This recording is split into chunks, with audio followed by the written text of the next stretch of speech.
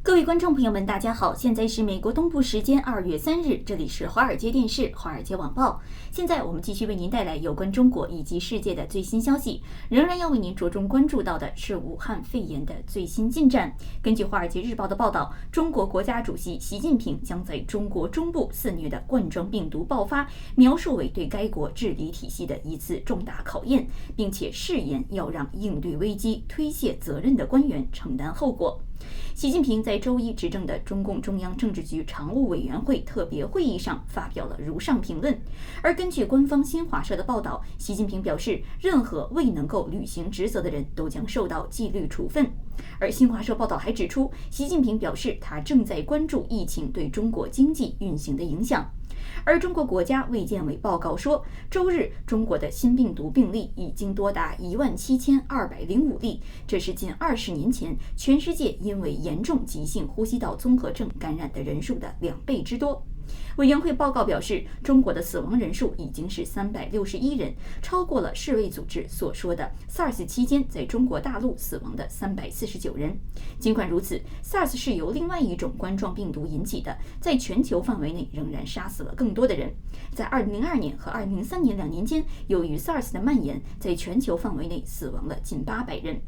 而疫情也给习近平施加了巨大压力。习近平在上周与世界卫生组织总干事举行的一次会议上，自称他自己亲自指导该国的应对行动。由于对病毒威胁的反应迟缓，在国际和国内他都受到了抨击。人们越来越担心，这种病毒可能使已经与美国的贸易战而放缓的中国经济继续脱轨。周日，在冠状病毒爆发的资源紧张的中心，迅速建成了一家可以治疗患者的医院。医院建成于10天之内，是中国中部城市武汉正在治疗病毒患者的2家医院之一。中国官方媒体新华网的一段录像报道了竣工情况，而录像显示，典礼期间有一群戴着口罩的建筑工人鼓掌。新华社表示，大概有1400名军事医护人员将为拥有1000张病床的火神山医院提供服务。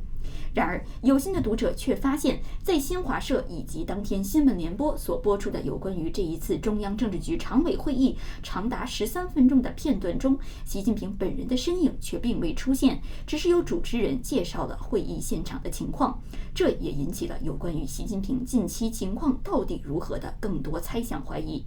而在此前，有网络上来源不明的视频显示，似乎是习近平本人到了武汉，但是这些视频并未得到确认。而有关于习近平行踪的报道，迄今为止并没有官方的说法。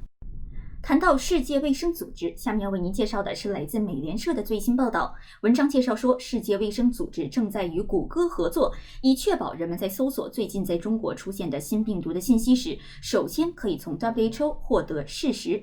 总干事谭德赛在周一召开的世界卫生组织执行委员会议上表示， Twitter、Facebook、腾讯以及 TikTok 等社交媒体平台已经采取措施，以限制错误信息的传播以及有关病毒和爆发的谣言出现。从去年12月下旬在中国武汉市开始，病毒现在已经扩展到其他23个国家和地区。他说，为此我们与谷歌合作，确保搜索冠状病毒信息的人在搜索结果的顶部可以看到世卫组织的信息。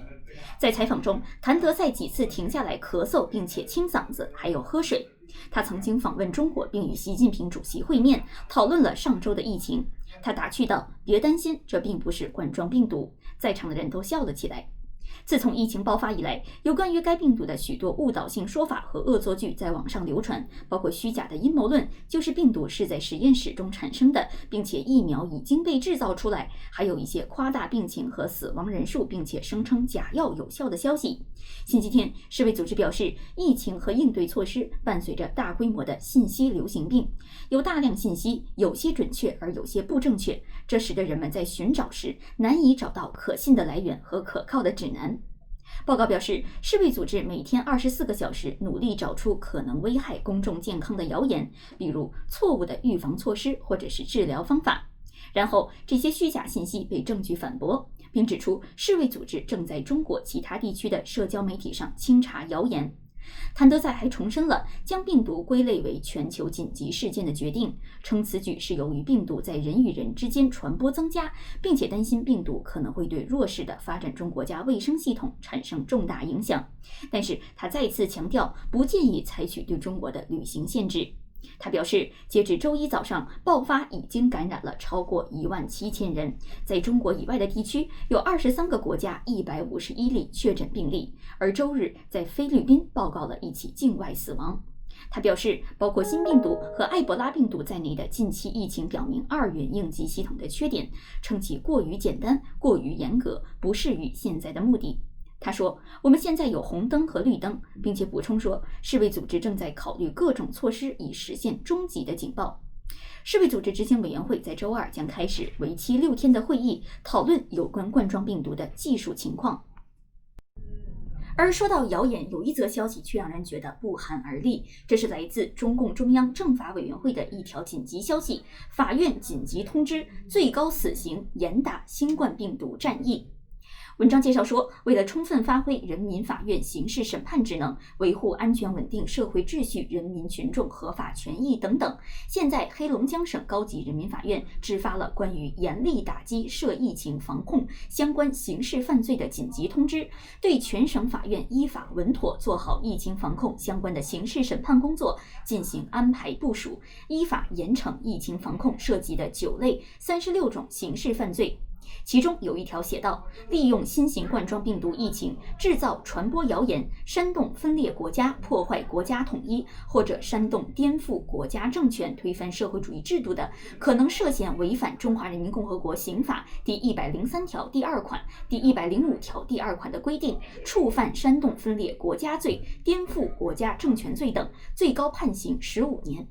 而危害公众安全类犯罪也包括故意传播冠状病毒病原体危害公众安全，涉嫌违法《中华人民共和国刑法》第114条、第115条第1款规定，触犯以危险方法危害公共安全罪，最高可以判刑死刑。这一点更让人觉得十分的令人担忧，因为此前就曾经有医生因为汇报了有关于跟冠状病毒相关的信息而被打上了谣言传谣罪，但是所幸他们最后被证明，并且受到了最高法院的相关赞许。但是这一次，如果普通人传谣，是否有可能因为危害国家安全类罪，或者是危害公众安全类罪而被判刑，甚至判以死刑呢？这的确是令人担心的信号。再要为您关注到的是这一次冠状病毒对于中美贸易谈判的影响相关最新消息。美国彭博社的记者穆赫辛2月3日在推特发文表示，中国官员表示，在政府应对新型冠状病毒疫情之际，正在寻求美国同意，让中国在遵守第1阶段贸易协议的一些承诺上有一些弹性。从事报道美国财政部消息的美国彭博社记者穆赫辛转发了 Bloomberg Markets， 也就是彭博市场节目主持人费罗的推文。他的推文中附有相信是彭博终端机的画面截图，并显示有相关文章。在中美第1阶段贸易协议中有一项条款，也就是在自然灾害以及其他不可预知事件发生时，两国将进行咨询。有关协议中的条款可能会表现出某种灵活性，而这样一个消息也侧面反映出了这次疫情对于中国的经济危害之大。